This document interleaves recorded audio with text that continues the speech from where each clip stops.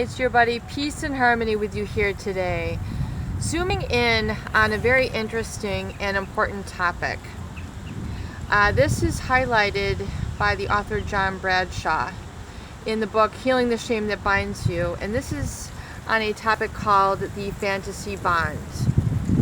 And this is in essence the sort of experience of a bond with a narcissist abuser, a psychopathic abuser. And rather than it being a healthy bond, one of emotional congruency, acknowledgement, reciprocity, basically a great flow to a relationship. You're able to enjoy things together without feeling threatened, instead of being able to just explore your environment without being questioned, instead of having needs and not being doubted or questioned for the very basic needs that you have, being judged mercilessly and not really responded to in empathic and positively mirroring ways. He describes something what is created in its place, and he calls this the fantasy bond. And John Bradshaw cites that perhaps the most troubling consequence of emotional abandonment is what Robert Firestone calls the fantasy bond and what Alice Miller calls bond permanence. A child who has been denied the experience of connecting with his own emotions is first consciously and then unconsciously, through the internal identification with a parent, dependent on his parents. So if you're not able to connect with your emotions, you're not able to connect with your own experiences, they have been denigrated, they have been denied, they have been shamed. They are calling this creating a dependence on the parent. In other words, an unhealthy attachment. And Alice Miller then furthermore states, he cannot rely on his own emotions. He has not come to experience them through trial and error, has no sense of his own real needs, and is alienated from himself to the highest degree. And such a person cannot separate from his or her parents. He is in a fantasy bond with them. He is an illusion or fantasy of connection, i.e., he really thinks there is a love relationship between him and his parents. Actually, he is fused and enmeshed. This is an entrapment rather than a relationship. And later on, this fantasy bond will be transferred to other relationships. So what I want to expound upon and develop here is the fact that whether a child is enmeshed with their parents, whether they were disallowed their own feelings, they were denied their own reality, they were denied their own identity, they were denied their own personhood through the failure of proper parenting, through the failure of proper mirroring, through the proper identification of that person as an individual. I want people who have experienced this to understand, both in their familial as well as their romantic, relationships with a spouse or colleagues, that this abandonment is called entrapment or a fantasy bond by John Bradshaw. So what this means, actually, it's an entrapment versus love. So there's an unhealthy bond, there's an unhealthy relationship that's not based on love, which is absolutely positively what is required, what is needed. And love is the experience, and I'm not trying to be like mushy, like, oh, they didn't love me. I'm not trying to get cheesy on this, or mushy or overly sentimental, but what I'm helping people to understand and articulate, that without this healthy mirroring, without this healthy separation between a parent and a child, or an adult and their spouse, where you're not able to have your own feelings, needs, wishes, dreams, desires, experience, your own joy, your own happiness, your own accomplishments, you're not mirrored that in a positive light, you are in an entrapment versus a relationship. An entrapment, which is unhealthy, it's an attachment to a bond where you're serving to serve their needs rather than your own identity. And this is an entrapment because you're essentially given over then to the parents. You are merely then an extension of the parents. You're merely like, almost like, I think of it almost like a phantom limb, where you are essentially part of them. You're not allowed to have your own identity. You're not permitted to be reflected your own place. You're not reflected your own accomplishments. You're not reflected your own individuation. You're not able to separate healthfully. You're not able to have your own accomplishments and have those mirrored as your own, which they absolutely, positively, and unequivocally are. But the spouse who is in this sort of narcissistic relationship, the child who's in this narcissistic relationship, or the business associate who's in this narcissistic relationship, is not permitted to have that what we're calling individuation, personal empowerment, owning their identity as a successful, functioning, complete human being. And so that is what starts to give you the experience that, something is missing from me. Something is inherently wrong. Like, I'm flawed. I can never be good enough. I can never do good enough. My accomplishments are not my own.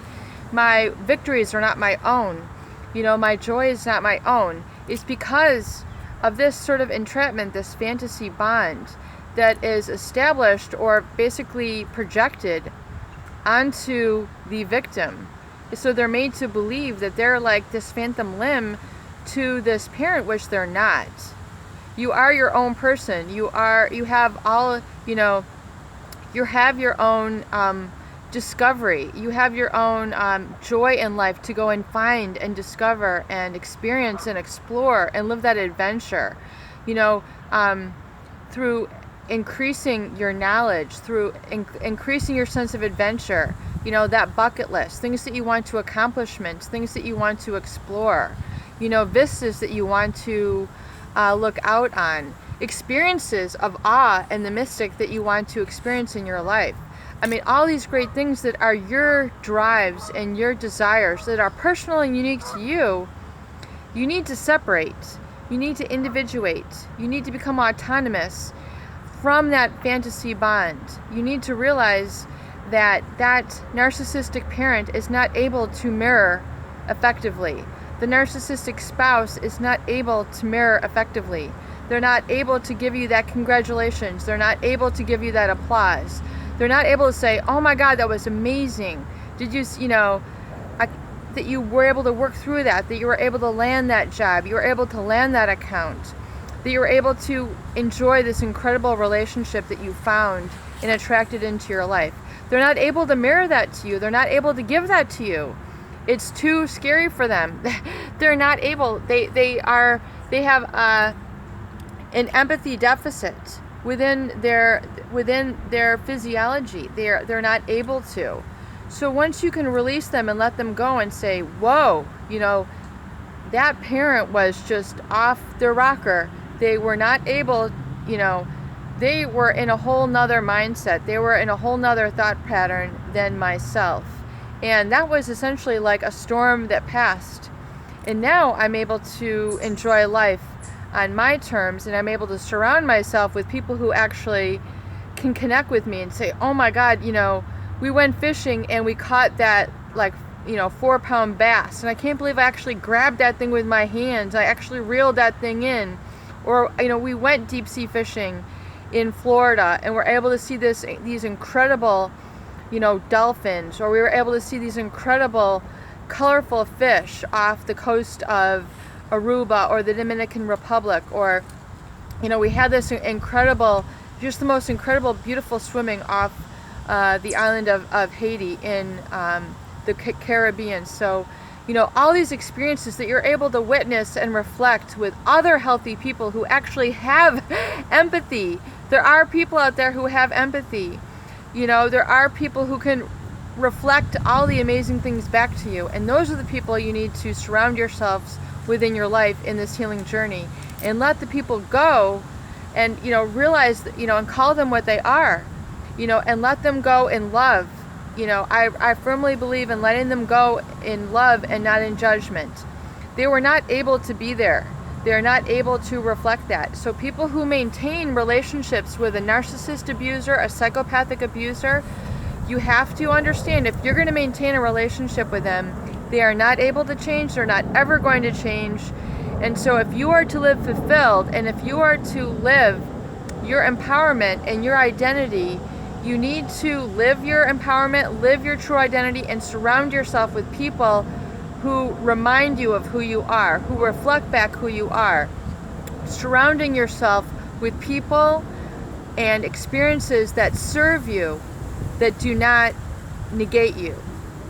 You have to increase those experiences in your life and fill yourself up with those, surrounding yourself with new and healthy people, and until you actually wound that person within and no longer are going to accept the role of victim, you're going to perpetuate that cycle and continue to attract victimizers and perpetrators into your life. And until you disown that victim status and say, whoa, that relationship was a storm, it's blowing over, it's clear now. I can see the clarity now. I can see the rainbows now from the storm. The storm is passing, because these people will pass. They will pass on to the next dimension. They will pass from our life. They will move out of our locality, things of this nature. And then, we really get to understand that they were just a storm that was passing. And after we really are able to experience that, until we're able to really let them go, we're not really able to, you're not really able to live your empowerment.